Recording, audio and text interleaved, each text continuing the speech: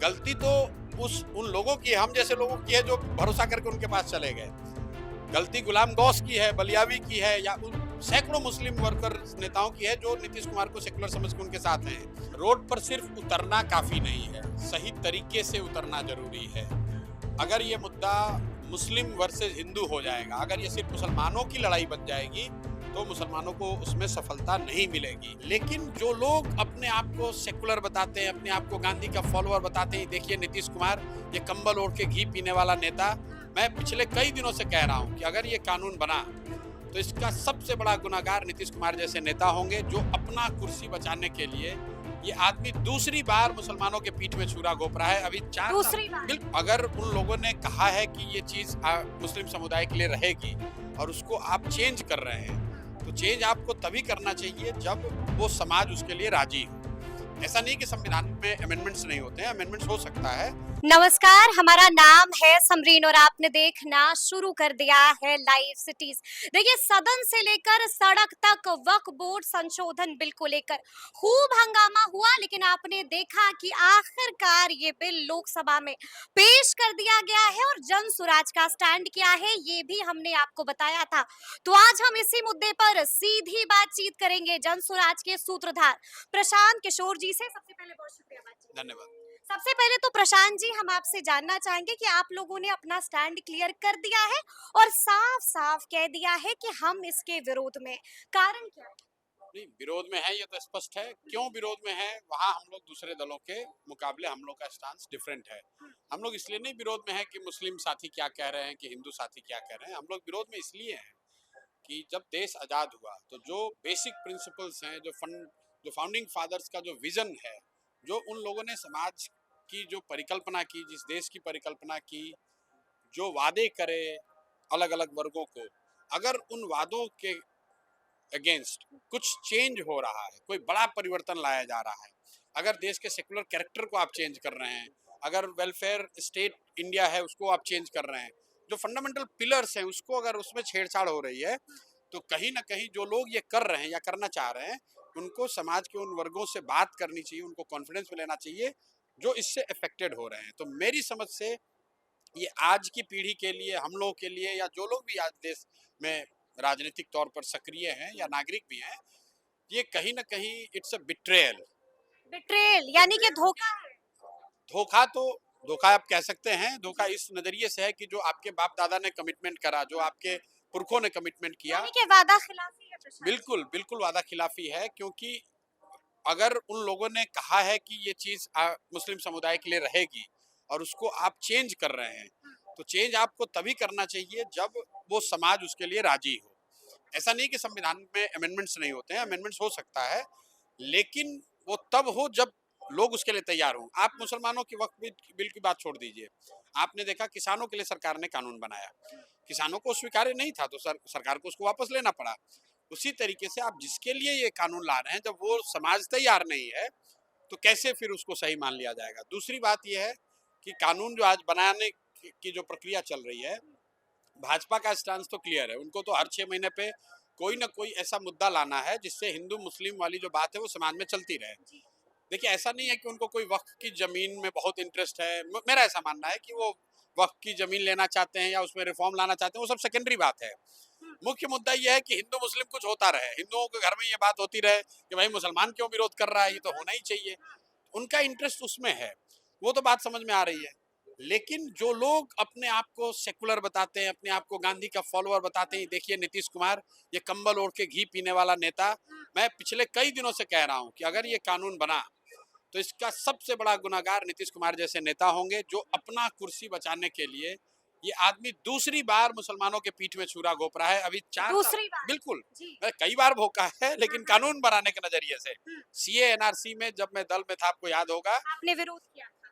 विरोध किया था। वो सुनिए, उस समय दल में बैठक में नीतीश कुमार ने कहा कि हम लोग तो इसके पक्ष में वोट दे ही नहीं सकते हैं। फिर पार्लियामेंट में जाके वोट करा दिया। मैंने जब ऑब्जेक्ट किया तो कहता है भाई आप जाके बाहर बोल दीजिए कि बिहार में ये लागू नहीं करेंगे। मतलब ये व्यक्ति न भाजपा के साथ हैं, न ये मुसलमानों के साथ हैं, कोई सिर्फ और सिर्फ अपनी कुर्सी चाहिए। ये पहली घटना थी, अब ये दूसरी बार कर रहे हैं। यहाँ पर मुसलमानों के साथ इफ्तार कर रहे हो और उनके खिलाफ कानून बनवा रहे हो। कोई स्टेटमेंट नहीं दिया। भाई अगर है हिम्मत तो खड़े होके बोलो बिहार में कि भाई ये वक्फ बिल लागू किया जाएगा, लेकिन मुसलमानों को यहाँ कोई टिप्पणी नहीं, नीतीश कुमार की कोई टिप्पणी नहीं। तो जब इतिहास लिखा जाएगा तो इस कानून को बनाए जाने के लिए सबसे बड़े दोषियों में नाम नीतीश कुमार जैसे नेताओं का आएगा। और अब ये समय आ गया है नीतीश कुमार से जुड़े हुए हर वो मुस्लिम या हिंदुओं का वो वर्ग जो अपने आप को सेकुलर मानता है कि नीतीश कुमार को तिलांजलि दे, उनको छोड़े, उनके दल को छोड़े, क्योंकि ये व्यक्ति कभी अब सुधरने वाला नहीं है। ये कुर्सी के लिए ये व्यक्ति कुछ भी करने को तैयार और है। अब तो जेडीयू में दो फाड़ साफ दिख रही है प्रशांत। गुलाम गौस है उनके एमएलसी, साफ साफ कह दिया है कि ये गलत है। नहीं नहीं भाई, भाई दो फाड़ तो होना ही है। नीतीश कुमार अपनी सुविधा के अनुसार दो फाड़ खुद ही करते हैं। जब वो भाजपा के साथ रहते हैं तो उनको मुसलमानों की चिंता है नहीं, करो भाई नाराज होके जाओ। और जैसे ही फिर उनको पलटी मारना होगा तो फिर कुछ मुसलमानों को घेर घार के ले आएंगे, सेकुलर बन जाएंगे। गलती तो उन लोगों की, हम जैसे लोगों की है जो भरोसा करके उनके पास चले गए। गलती गुलाम गौस की है, बलियावी की है, या सैकड़ों मुस्लिम वर्कर नेताओं की है जो नीतीश कुमार को सेकुलर समझ के उनके साथ हैं। या गलती उन लोगों की है, बड़े वर्ग हिंदुओं का, जो कि सेकुलर नीतीश कुमार को समझता है, जो उनको समाजवादी समझता है, जो उनको गांधी और लोहिया का अनुयायी बताता है। ये उनकी गलती है कि हम लोग नीतीश कुमार के झांसे में आ जाते हैं। और बार बार भरोसा कर लेते हैं, लेकिन यहाँ पर सवाल ये भी है कि मुसलमान काफी डरे हुए हैं और साफ साफ कह रहे हैं कि सरकार की मंशा ठीक नहीं है। आपको भी लगता है मंशा ठीक नहीं बिल्कुल है? ठीक नहीं है। मंशा में खोट है? खोट का मतलब यह है कि आपको परेशान करेंगे। संपत्ति छीनना चाहते हैं। देखिए, संपत्ति छीनने में कितना इंटरेस्ट उनका है ये मैं नहीं जानता हूँ, लेकिन बस इससे एक भय का जो माहौल है, जो मैं आपको कह रहा हूँ, पोलराइजेशन का जो एक माहौल है समाज में, वो बना रहेगा। और कहीं ना कहीं ये दबाव मुस्लिमों पर रहेगा कि अगर आप हमारे, if you don't play my line, तो हम आपको परेशान कर सकते हैं। तो वो सरकार और ये मतलब हर 6 महीने पे, 8 महीने पे ऐसा कुछ करते हैं। जैसे CA/NRC लाए, राम मंदिर हुआ, ट्रिपल तलाक हो गया, कॉमन सिविल कोड कुछ राज्यों में शुरू करा दिया, अब ये वक्त पे लेके आए। तो ये मैं हमेशा मुसलमानों से बातचीत करता हूँ, उनको बताता हूँ कि ये सिलसिला रुकेगा नहीं।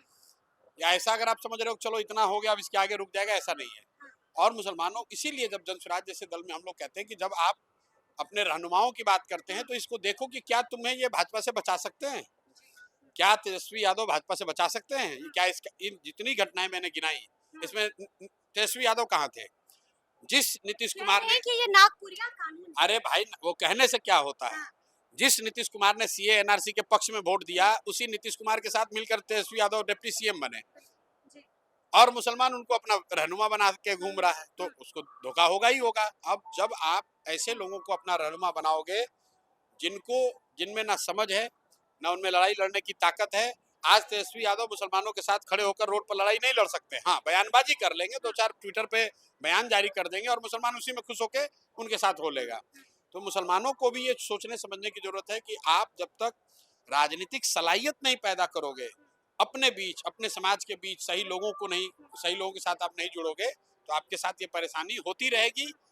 कभी राम मंदिर के नाम पर होगा, कभी वक्फ के नाम पर होगा, कभी CA/NRC होगा, कभी ट्रिपल तलाक होगा, लेकिन ये रुकने वाला नहीं है। रुकने वाला नहीं है। लेकिन आज मैं इमारत शरिया भी गई हुई थी और वहां पर भी बड़ी मीटिंग हो रही थी। साफ साफ वहां पर मौजूद तमाम मुसलमानों ने कह दिया कि अब हम आंदोलन करेंगे, सड़कों पर उतरेंगे और कोर्ट भी जाएंगे। नहीं, देखिए, ये सारी बातें तो पहले की गई हैं। बाबरी मस्जिद के केस में भी लोग कोर्ट में तो गए ही थे, रोड पर उतरे ही थे। रोड पर सिर्फ उतरना काफी नहीं है, सही तरीके से उतरना जरूरी है। अगर ये मुद्दा मुस्लिम वर्सेस हिंदू हो जाएगा, अगर ये सिर्फ मुसलमानों की लड़ाई बन जाएगी, तो मुसलमानों को उसमें सफलता नहीं मिलेगी। अगर ये मुद्दा हर उस राइट थिंकिंग इंडियंस की हो कि नहीं भाई, हमने जो कमिट किया था जिसके साथ, हम उसके खिलाफ वादा खिलाफी नहीं कर सकते हैं, हम उनके साथ धोखा नहीं कर सकते हैं, तब आपको जीत हासिल हो सकती है। सिर्फ मुसलमान अपना मुद्दा बनाकर अपनी लड़ाई लड़ेगा तो शायद उसको कामयाबी नहीं मिलेगी। तो अगर मुसलमान सड़क पर उतरते हैं तो क्या प्रशांत किशोर भी उनके साथ दिखेंगे? मुसलमान अगर मुसलमान के तौर पे उतर रहा है तो तब तो मेरी उसमें जगह ही नहीं है। लेकिन अगर वो इस वादा खिलाफी के खिलाफ उतर रहे हैं और हर वो राइट माइंडेड इंडियंस के साथ उतरना चाह रहे हैं, जो इसको धर्म के प्रिज्म से नहीं देख रहा है, नहीं, जो इसको गलत, किसी के साथ गलत हुआ इस नजरिए से देख रहा है, तो बिल्कुल उनके साथ खड़े हैं। चलिए एक अंतिम सवाल है प्रशांत जी, क्या लगता है आने वाले विधानसभा चुनाव में क्या नीतीश कुमार और चिराग पासवान को मुसलमान मजा चखा देंगे? नुकसान झेलना पड़ेगा उन्हें? नहीं, मुसलमान जी, क्योंकि मुसलमानों नाराजगी बहुत है। नाराजगी है, लेकिन ये पहली बार नहीं है। यही वो मुसलमान है जो सीए एनआरसी में इससे ज्यादा नाराज थे नीतीश कुमार से। और जिस दिन नीतीश कुमार थोड़े समय के लिए ही तेजस्वी के साथ आ गए, तो इन्हीं मुसलमानों ने फिर नीतीश कुमार को अपना रहनुमा बना दिया। भाई मैं हमेशा कहता हूं कि किसी आदमी से कितनी बार धोखा खाओगे, तो मैं ये कन्विंस नहीं हूं। अगर हो तो अच्छा है, कम से कम अब से भी मुसलमानों को ये समझना चाहिए कि आप गलत लोगों को रहनुमा बनाओगे, गलत लोगों को चुनोगे, गलत लोगों का साथ रखोगे, तो आपको नुकसान उठाना पड़ेगा। और ये नुकसान की शुरुआत है, ये अंतिम कड़ी नहीं है। यानी कि ये आगाज है। मैं ये नहीं कहूंगा कि ये आगाज है, लेकिन ये विचारधारा के आधार पर लंबी लड़ाई चलने वाली है। ये सब उसके बीच के स्टॉप्स हैं, कॉमा है, ये फुल स्टॉप नहीं है। तो सुना आपने कि वक्फ बिल पेश होते ही क्या कुछ कहा है जनसुराज के सूत्रधार प्रशांत किशोर ने, बड़ी बात कह दी है। तो अब देखना होगा कि आगे आगे क्या कुछ होता है। तो फिर ये पूरी बातचीत आपको कैसी लगी है कमेंट करके हमें जरूर बताइएगा। तो ऐसे तमाम अपडेट्स के लिए बिल्कुल ऐसे ही हमारे साथ बने रहिएगा और देखते रहिएगा लाइव सिटीज। बहुत शुक्रिया।